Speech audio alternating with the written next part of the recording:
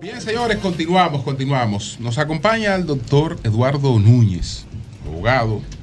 Entonces, sí, así es.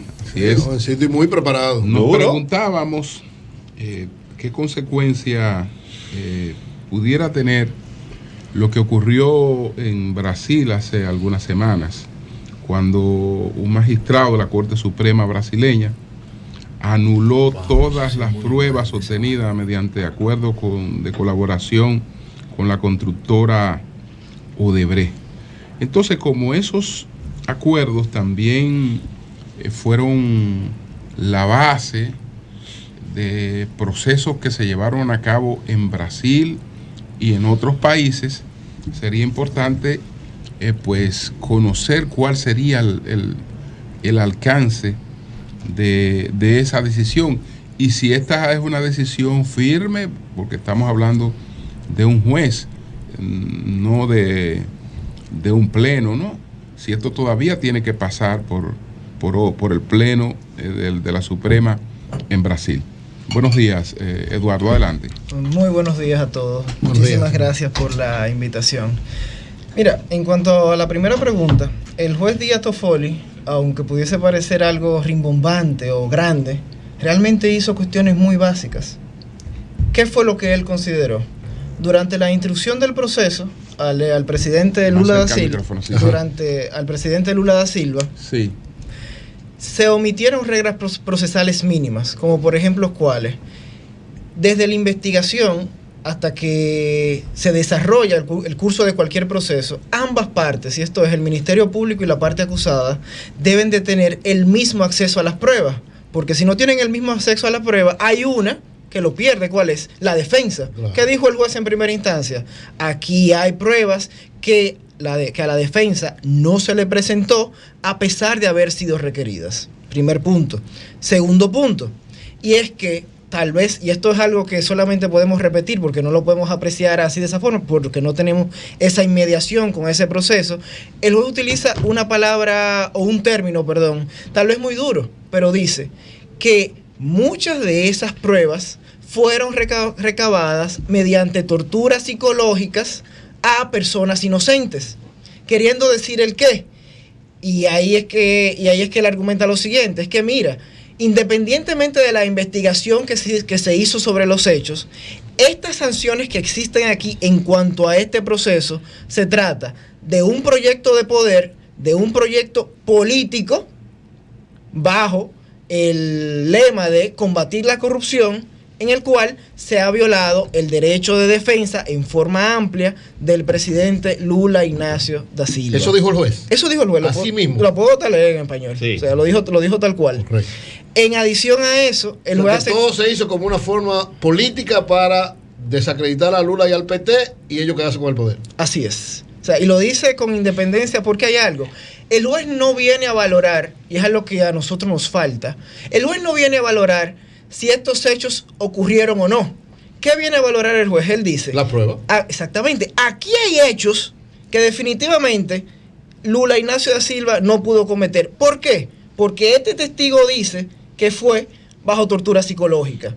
Es que la línea entre cómo un ministerio público dirige un interrogatorio y cómo debe hacerse conforme al debido proceso para evitar situaciones de soborno, extorsión, chantaje, opresión psicológica, muchas veces en el Ministerio Público, no solo el dominicano, sino también el brasileño o el de cualquier otro país, se desvanece muy fácil.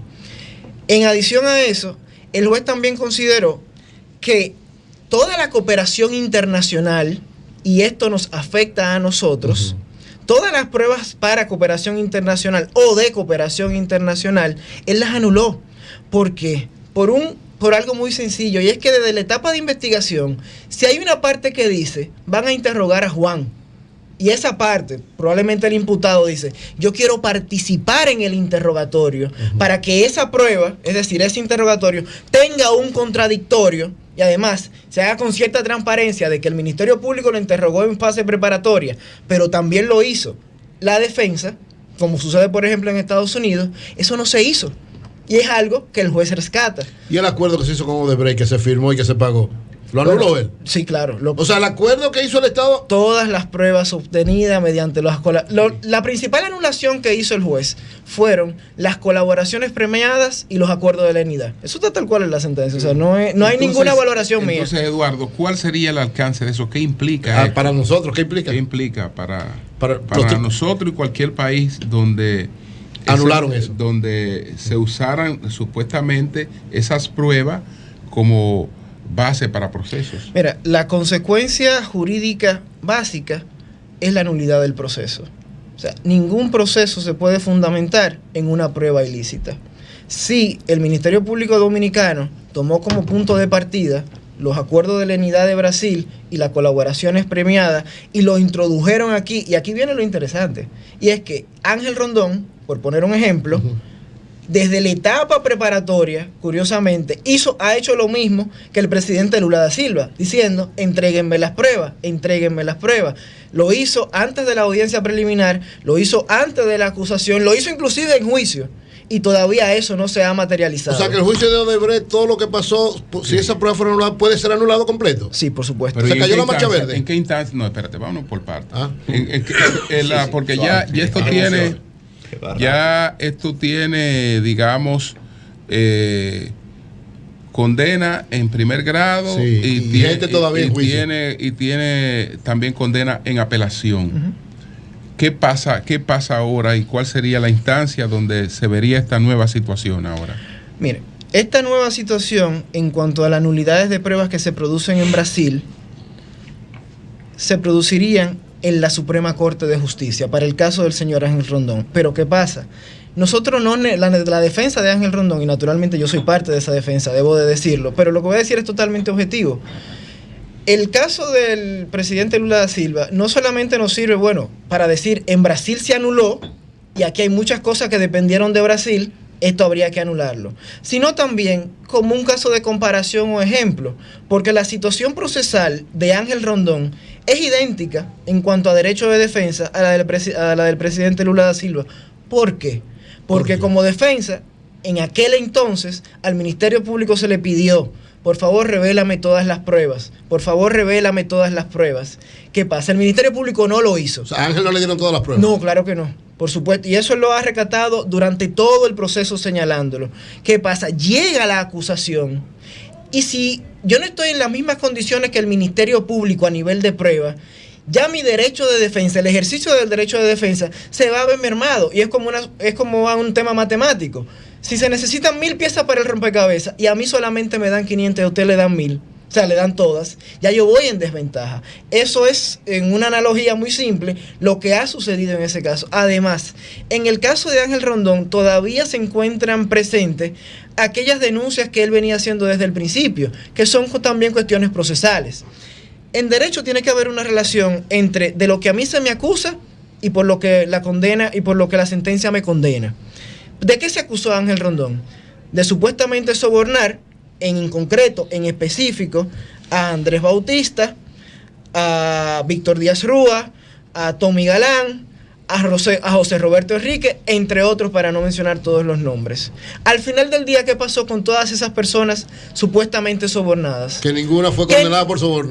Que ninguna fue condenada por soborno y que la abrumadora mayoría fue declarada inocente. Entonces, ¿qué pasa con la condena de Ángel Rondón? Que quede un abstracto, y eso es imposible. ¿Por qué? Porque el tipo de la ley de soborno que dice: toda persona que soborne a un funcionario público vinculado al comercio y la inversión, se le aplicará tal pena. Si yo no identifico el funcionario al cual el intermediario le entregue el dinero, yo no puedo establecer cuál era su función pública. Y como no puedo establecer cuál era su función pública, tampoco puedo decir si estaba vinculado al soborno y la inversión. Es un asunto lógico. Es que si no hay sobornado, no puede haber sobornador. Pero por supuesto que no. No puede haber un asesinato sin un muerto. Exactamente. Esa es la analogía correcta. Ni un hurto sin el objeto robado. Eduardo, pero con términos concretos. O sea, eso es lógico. El acuerdo que firmó el Estado Dominicano, donde incluso Odebrecht pagó una parte de ese dinero. Sí, claro. Odebrecht pagó. Ese acuerdo específicamente queda nulificado. En cuanto a los fines procesales, sí. O sea, en cuanto a los fines de utilizarlo como prueba, pero ¿qué pasa? Que ese acuerdo también tiene otra parte, y es que la empresa admite culpabilidad. Entonces, yo no me puedo valer de mi propia falta o de lo que pasó en Brasil para decir no te voy a pagar. Ahora, para utilizar ese acuerdo y condenar a Juan, a Pedro, a Eduardo, no a Ángel Rondón, a cualquiera, ya eso no es posible, porque eso fue lo que se acaba de anular. Sí, y esta decisión de la de Brasil es definitiva, ya es una cosa firme, porque como estamos hablando de la decisión de un juez de la Suprema, ¿esto todavía pasa por el rasero del Pleno de la Suprema? No soy un experto en la jurisdicción de Brasil, eso debo decirlo, pero entiendo que la decisión es definitiva. Okay. Que ya no hay recursos abiertos. ¿Alguna similitud, estableces alguna similitud de esta situación con otros casos? Mire, en el mismo manejo que el juez está ahí realmente cuestionando. Mire, me da pena que yo sea abogado y no pueda como desdoblar mi condición y hablar como de ciudadano, pero se puede explicar en temas muy sencillos. Encontrar el caso idóneo es lo difícil. En días pasados muchas personas comentaban que la jurisdicción en materia de corrupción en la República Dominicana era escasa, pero hay una jurisprudencia que no es escasa, que es inexistente, y es la jurisprudencia en nulidad de casos por abusos procesales del Ministerio Público. Eso no es que es escaso, eso no existe. Y el problema es no de este Ministerio Público, no del pasado, es un problema cultural histórico. El Ministerio Público no entrega pruebas, entrega las pruebas cuando quieren, cuando ellos la van a utilizar. Si aquí hacemos un análisis o recogemos todos los casos de aquí, nos vamos a encontrar que una abrumadora mayoría de ellos serían anulables por esos motivos. De hecho, el Ministerio Público aquí interroga sin darle participación a la defensa. Eso hace en Colombia que un caso sea nulo. La gran materia pendiente de aquí, y da mucha pena y perdón por el matiz político, que algunas personas dicen necesitamos menos garantías. Yo digo lo siguiente, vamos a hacer un estudio de cuándo verdaderamente se han aplicado las garantías. En el Ministerio Público anterior yo creo que no admite mayores discusiones, ahí no había garantía de nada. En este, y lamentablemente soy abogado de otras defensas, yo afirmaría lo mismo, personalmente. O sea, ni en el anterior ni en este. No, para nada. Para nada. Yo ahora mismo estoy al frente de un caso que hemos solicitado acceso a las pruebas en más de 5 ocasiones. Y no la da el Ministerio Público. No la da. ¿Y los jueces no dicen nada de eso? Mire, yo respeto muchísimo a los jueces, pero hay que entender algo, y yo lo digo responsablemente.